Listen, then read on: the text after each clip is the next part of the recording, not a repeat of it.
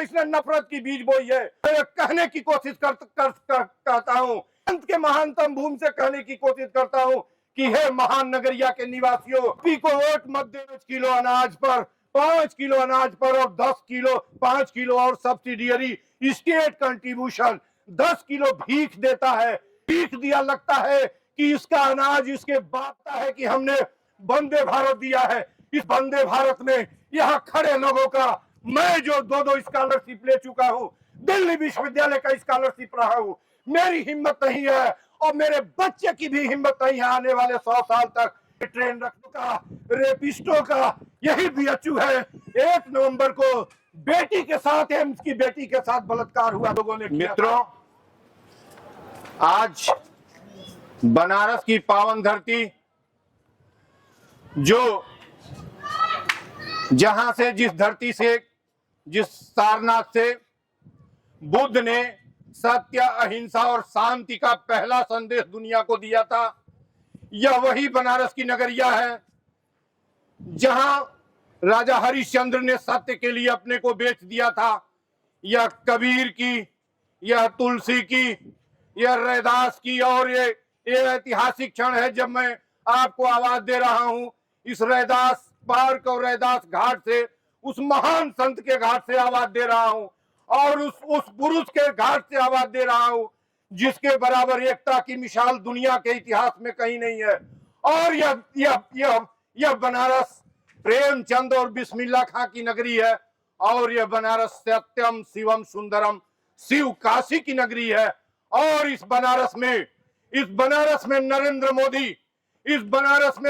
मोदी एक ऐसा प्रधानमंत्री है और सांसद प्रत्याशी है तीसरी बार, जिसने इस बनारस की एकता को, जिसने इस बनारस की एकता की मिसाल की भूमि को, दुनिया के मिसाल के भूमि को जिसने नफरत में बदल दिया। और ये शिव सत्यम शिव और शिव की नगरी शिव काशी, और जो शिव मंदिर है यहाँ का, काशी विश्वनाथ का टेम्पल, और वहां से ज्ञान वापी, उसके सराउंडिंग, उसके आहते का ज्ञान वापी, क्या 10 वर्षों के अंदर का है क्या? इसने उस शिव और अल्लाह को खुदाई करवा के जमीन खोद कर और इंसानियत को बांटा बनारस को। और इस महापापी को मैं कहने की कोशिश करता हूं, इस संत के महानतम भूमि से कहने की कोशिश करता हूं कि हे महान नगरिया के निवासियों, इसने मनुष्यता का पतन किया है, इसने मनुष्यता का हनन किया है, कुछ भी नहीं छोड़ा है। इसने आटा, चावल, गेहूं, दाल, तेल, चीनी, दवा पर टैक्स लगा दिया। दुनिया में कोई राजा ऐसा बता दे, कोई मिसाल बता इतिहास का जिसने पेट पर टैक्स लगाया हो, जिसने कोई किसी खाने पर टैक्स लगाया हो। इसने हमको पथकर लगाया हमारी गाड़ियों पर, जब गाड़ी जाती है तो इसके गुंडे पथकर लेते हैं। रोड हमने बनाई, जमीनें हमने दी, टैक्स के रूप में रुपया हमने दिया, और ये टैक्स लेता है। और सबसे बड़ी बात, मूल्यहीनता और इनकी चरित्रहीनता तो यह है कि इन बेईमानों में honourable president, honourable prime minister, member of parliament और लेजिस्लेटिव मेंबर्स, और including 3 dozen, more than 3 dozen जो वीआईपीज हैं वो एग्जेम्प्टेड हैं। और हमारी गाड़ी, हमने इन बेईमानों को सदनों में भेजा और ये हमारी गाड़ी पर टैक्स लेते हैं। शिक्षा, चिकित्सा और रेल संचार, इसने इतना हेवी टैक्सेशन किया, इतने महंगा कर दिया, और महंगा करके गरीबों के अप्रोच से बाहर कर दिया। 5 किलो अनाज पर, 5 किलो अनाज पर और 10 किलो 5 किलो और सब्सिडियरी स्टेट कंट्रीब्यूशन 10 किलो भीख देता है। इसने भीख दिया लगता है कि इसका अनाज इसके बाप का है, वो अनाज हमारी कमाई का हमको भीख देता है। और आप सबको इसने, इस देश ने पीने वाले, दुनिया तलाशने वाले 80 करोड़ लोगों को कायम किया, और 22 करोड़ ऐसे कुपोषित हैं जिसमें 70% बच्चे हैं जिनकी कड़ाही में तेल नहीं है, जिनके थाली में दाल नहीं है, वो नमक पानी से खाते हैं। ये 10 करोड़ की विमान से उतरता है, चलता है, ये मिनट मिनट पर ड्रेस बदलता है, लाखों के चश्मे लगाता है और करोड़ों की गाड़ियों पर घूमता है। इसके श्रृंगार के लिए लड़कियां रखी हुई है। मैं कहने की कोशिश करता हूं, ये शांत की नगरी महान भूमि से, ये ऐसी दुनिया की ऐसी दुर्लभ भूमि है जहां दुनिया के महानतम संत हुए, कबीर भी यही हुए, और रैदास भी यही हुए, या वाबू भी है।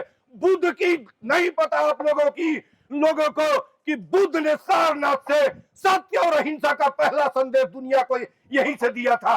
यह बताएगा कि क्या किया है इसने। मंदिर का नफरत मंदिर दिया है इसने, और सड़कें जो बड़ी बड़ी एक्सप्रेसवे दे रहा है, इंटरनेशनल एयरपोर्ट दिया है, कहता है कि हमने वंदे भारत दिया है। इसके वंदे भारत में यहाँ खड़े लोगों का, मैं जो दो स्कॉलरशिप ले चुका हूँ, दिल्ली विश्वविद्यालय का स्कॉलरशिप रहा हूँ, मेरी हिम्मत नहीं है और मेरे बच्चे की भी हिम्मत नहीं है आने वाले 100 साल तक इसके वंदे भारत में ट्रेन रख दे। ये 75 वंदे भारत के लिए हमारी सारी ट्रेनें कट कर दिया।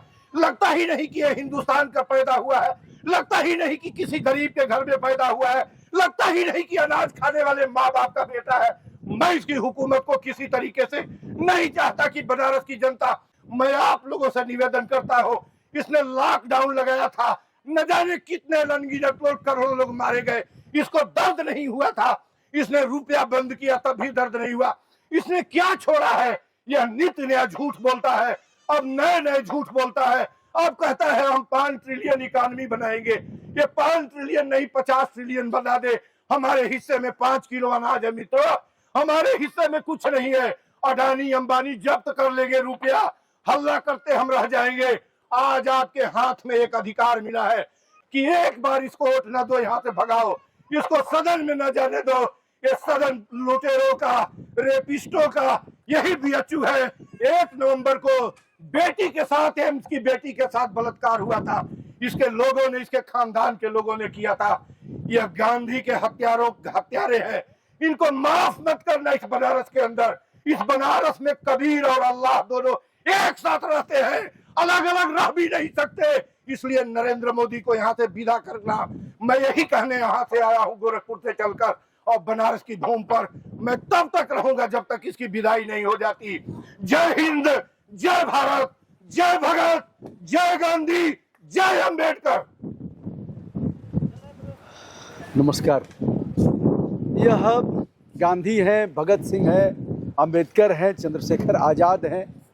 आप काशी में आए हैं, एक बार मैं चाहूंगा अपना परिचय बताएं लोगों को। मैं संपूर्णानंद मल, गोरखपुर का देवरिया का मूल निवासी हूँ जी, और गोरखपुर में मैं रहता हूँ विगत 35 वर्षों से जी, और दिल्ली विश्वविद्यालय से पीएचडी किया हूँ आर्कियोलॉजी और हिस्ट्री में जी, और 2 फेलो रहा हूँ। 3 पुस्तकें मेरी देश और विदेश में चल रही हैं जी। और ये मेरा छोटा सा परिचय है। और कम से कम 1 दर्जन से अधिक अनशन, 100 से अधिक सत्याग्रह, 150 से अधिक सरकार को चिट्ठी, और पीआईएल 2 दर्जन से अधिक सुप्रीम कोर्ट को पीआईएल, केवल मनुष्य के लिए, जनता के लिए। इतनी क्रांति के बाद जेल तो गए होंगे आप। 2 बार जेल ये ले भी नहीं जाते हैं। 9 बजे मजिस्ट्रेट के यहाँ ले गए। मैंने इनको कहता हूँ कि आप हमको जेल ठेकवा दीजिए, मैं इनकी ईंट से ईंट बजा दूंगा। मैं पूरी हुकूमत को कहना चाहता हूँ, पूरी दिल्ली की, पूरी देश सुन ले, जब तक मैं एक सीख नहीं किसी को छुआ था हत्या के नाम पर, जब तक मैं 1 रुपए का सरकारी खजाने का नुकसान नहीं करता, किसकी हुकूमत है? ब्रजभूषण जी हमको जेल चुका देगा, चुकवा दीजिए उसी दिन से। इसकी जेल की दीवारें न तोड़ दिया तो कहिएगा। इन बेईमानों की फौज जेल हमको कर पाएगी। इस देश के बेईमानों ने सदन पर कब्जा कर लिया है। इन बेईमानों को उठा के फेंक दीजिए बाहर। आप लोगों की कमाई, गाढ़ी कमाई हमारी, किसान हम हैं। आज भी 59 साल में कुदाल चलाता हूँ और अनाज पैदा करता हूँ। 50 कुंटल इस देश के लोगों को खाने के लिए देता हूँ। 2000 के लिए ऑक्सीजन पैदा करता हूँ। मेरा यह छोटा सा परिचय है। और जेल कहते हैं, कौन जेल कर देगा? करा दीजिए जेल तो मैं जान जाऊं। ये जेल जिस दिन गांधी को ले गए, इनकी दीवारों की ईंट से ईंट बजा दूंगा। ये माफिया और गुंडे, रेपिस्ट, करप्ट अपने लिए जेल खाने को तैयार रखे। हिंदुस्तान ऐसे नहीं चलने दूंगा। आप इस समय रविदास घाट पर हैं, संत शिरोमणि रविदास। जैसा कि आपने कहा, यह कबीर की भूमि है, रविदास की भूमि है, महाराजा हरिश्चंद्र की भूमि है, और यहाँ बिस्मिल्लाह खां की भूमि है, प्रेमचंद की है, और जयशंकर प्रसाद की जी है। और ये बरुणा की शांत कछार, बरुणा के बारे में उन्होंने कहा, 80 के बारे में कहा।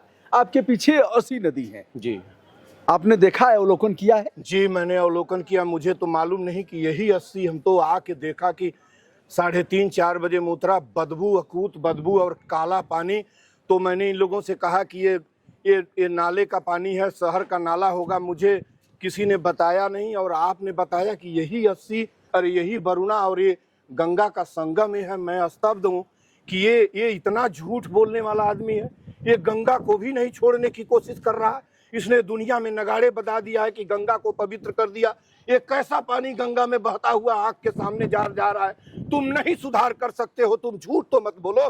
क्या यही गंगा ने तुमको सिखाया है? तुम गंगा पुत्र कहते हो, शर्म नहीं लगती क्या गंगा पुत्र कहने में? अरे डरो, डरो, सत्य और हिंसा से डरो। गांधी का देश है, बुद्ध का देश है, कबीर का देश है, प्रेमचंद्र का देश है, विवेकानंद का देश है, एपीजे अब्दुल कलाम का मुल्क है। डरते नहीं क्या बेईमान? डरते नहीं क्या अपराधी इस देश के? 80 को देख लिया आपने। 80 और वरुणा दो पवित्र नदियां हैं और दोनों के बीच में काशी स्थित है। हमारे पीछे 80 है और इसके और आगे यानी जब अंतिम घाट पर आप जाएंगे, जहां आदि केशव घाट है, जहां भगवान विष्णु शिव भगवान के अनुग्रह पर आए थे, उनके अनुरोध पर आए थे और गंगा माँ ने उनके चरण छुआ था और वहीं विष्णु भगवान ने कहा था गंगा तव दर्शनार्थ मुक्ति। दोनों के बीच में यह पवित्र काशी है। दोनों नदियां, पवित्र नदियां आज मल मूत्र ढूलने वाली मालगाड़ी जैसी हो गई हैं। क्या परिवर्तन आया है? मैं तो दुबे जी, तो आप एक विख्यात में कहूँ तो अतिशयोक्ति नहीं होगी। आपके न्यूज़ जो है दुनिया में जाते हैं, देश भर में तो फैल ही रहे हैं। मैंने कुछ भी परिवर्तन नहीं देखा। मैं कल गोदौलिया पर हो के अंदर जब ज्ञानवापी की तरफ बढ़ा तो केवल सिपाही हथियार लिए हुए खड़े थे। दक्षिण भारत के कुछ लोग पतली गलियों में पसीने से भरे हुए बहते चले जा रहे थे। और जब आज मैं गंगा के तट पर आया हूँ तो मेरा दिल टूट गया है कि ये हाय गंगा और हाय बनारस। आपने 10 वर्षों में बनारस का क्या कर दिया, उसके बाद आप क्या क्या कर रहे हैं। आपने डेमोक्रेसी नहीं छोड़ी, आपने कॉन्स्टिट्यूशन नहीं छोड़ा और त्रिपुंड लगाकर जगह जगह बैनर पोस्टर आज जो है आचार संहिता को कत्ल करके रख दिए हैं। जो नॉमिनेशन हुआ उस नॉमिनेशन में इस बनारस के अंदर लोकतंत्र का कत्ल किया गया। जिस दिन नॉमिनेशन के पर्चे जो निजी कैंडिडेट लेने जा रहे थे, ऐसे लोकतंत्र चलता है और लोग देख रहे हैं ऐसे लोकतंत्र चलते। लोकतंत्र हाथों से चला जाएगा, आपके हाथों से चला जाएगा। जवाब देने लायक नहीं बचेंगे अपनी पीढ़ियों को। पूछेगा आपका बेटा कि यही शासन मिला था क्या आपको? ये माफिया गुंडे, ये मवाली क्रिमिनल इस लोकतंत्र को अपने जेब में रख लेंगे। कॉन्स्टिट्यूशन को फाड़ चुके हैं। मुझे अच्छा नहीं लग रहा है इस बनारस को और ये देखकर। और ये प्रदूषण जो आप कह रहे हैं ये तो दिखाई दे रहा है सामने से इस घाट पर। मैं इस पर ज्यादा क्या बोलूं, लेकिन अब मैं आज यही कहना चाहता हूं कि सभी लोग पढ़े लिखे हैं, जो नहीं पढ़े लिखे हैं, चावल आटा 5 किलो पर 1000 रुपए पर मत बिकना, नहीं तो जिंदगी भर तेरी पीढ़ियां बिकेंगी। शिक्षा नहीं पाएगा बेटा, ट्रेन में पैर नहीं रख पाओगे और बेच कर ले जाना पड़ेगा। और जुआ जो बेरोजगारी और गरीबी में झेल रहा है, कौन बचाएगा इनको? मैं ऐसे हिंदुस्तान को नहीं चाहता और मैं नहीं कहता कि किसी के आने से एक रातों रात बदल जाएगा, लेकिन इनको न देना। ये हिंसा, नफरत और झूठ, बेरोजगारी और गरीबी के पर्याय हैं हिंदुस्तान में। लोग कहेंगे आप इनका विरोध कर रहे हैं और आपको यह भी कहेंगे कि विपक्ष ने आपको भेजा है। लोग यह भी कहेंगे कि भैया पैसा दे करके ऐसा लोग करा रहे हैं। जैसा कि आम लोगों का कहना है, मैं तो जन प्रत्याशी हूं और हम यह भी नहीं कह रहे हैं कि आप मोदी जी को वोट मत दीजिए। हम पर्चा नहीं खरीद पाए, हम ट्रेजरी चलान नहीं भर पाए। हम चाहते थे कि हम गंगा को दिखाएं, घूम घूम करके बताएं। 10 साल में समीक्षा तो होनी ही चाहिए कि क्या खोया, क्या पाया, क्या अच्छा हुआ, क्या बुरा हुआ। यहाँ जिस तरह से सड़ांध भागीरथी के तट पर हमें देखने को मिल रही है, फेफड़े में लगातार हम लोग इसे बदबू यहाँ बगल में जी, हम तो नहीं कर पाए। हम लोगों से अभी नहीं कह रहे हैं कि आप इनको वोट मत दीजिए, लेकिन यह कह रहे हैं कि जो हो रहा है उसको जरूर देखिए और सवाल करिए। अब एक सवाल आपसे करेंगे लोग। 3 सवाल आप किए हैं, छोटा छोटा जवाब दे दें जी। मैं इनका स्पष्ट विरोध कर रहा हूं, ये मीडिया मैंने नहीं कर सकते। मैं ऐसी क्रूर और जुर्म ढाने वाली हुकूमत को कभी नहीं स्वीकार कर सकता है, लिख के दिया हूं। दूसरी बात, इस देश का कोई भी व्यक्ति, किसी पार्टी का एक नुमाइंदा जो चुनाव लड़ता है, वो कह देगा कि हमसे संवाद भी हुआ है। इस पृथ्वी का हवाओं में रहने वाली ताकत का कोई व्यक्ति कह देगा कि हम डॉक्टर मल को एक पैसा भी दिए हैं तो अपना वजूद मिटा लूंगा। इन्होंने जो सवाल किया है, मेरे ऊपर कहने वाला कोई नहीं है, न कांग्रेस न कोई नहीं है, लेकिन मैं मोदी का सख्त विरोध करता हूं, ये स्वीकार करता हूं। ये नहीं करते हैं, मैं करता हूं। मैं जुर्म की सत्ता को नहीं स्वीकार कर सकता। जो हमारी कड़ाही पर टैक्स लगाता हो उसको तो मैं किसी कीमत पर, वो सोना हमारे घर पर ले जाके गिरा दे। सोना हम क्या करेंगे जब हम जीवित नहीं रहेंगे? हमको शिक्षा नहीं रहेगी तो हम क्या करेंगे? मैं इसको नहीं स्वीकार कर सकता। डॉक्टर संपूर्णानंद मल्ल एक क्रांतिकारी व्यक्तित्व के धनी है और ललकारने आए हैं वाराणसी।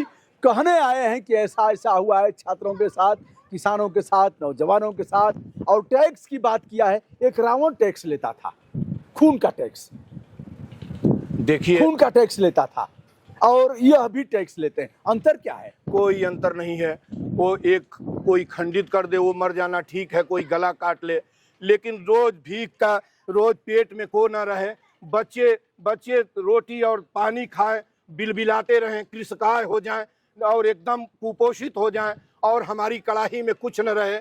हम रेल की यात्रा पैर न रख पाएं, हम पैसे के लिए मोहताज रहें, हम रोज हर पल गलते मरते चले जाएं। उस मृत्यु से बढ़िया है कि रावण जैसा आदमी कोई खंजर लगा के। मैंने तो नरेंद्र मोदी को परसों के पत्र में लिखा था कि हमें वोट न मांगना। पत्र पढ़े होंगे तो आपको पता होगा, मेरी लाइन यही तो चलेगी कि मुझसे वोट न मांगना, मुझे एक्सटर्मिनेशन कैंप में डाल दो हिटलर की तरह से, पोलैंड और ऑस्ट्रिया के बॉर्डर के ऊपर, जहां हम वैसे यूं ही मर जाएं, हमारे अंगूठे सड़ जाएं और हम तुमको वोट देने लायक न रहें। इतना बदबू का आदमी है, इसे वोट न देना मित्रों। ये मैं बार बार आपसे हाथ जोड़ के प्रार्थना करता हूं।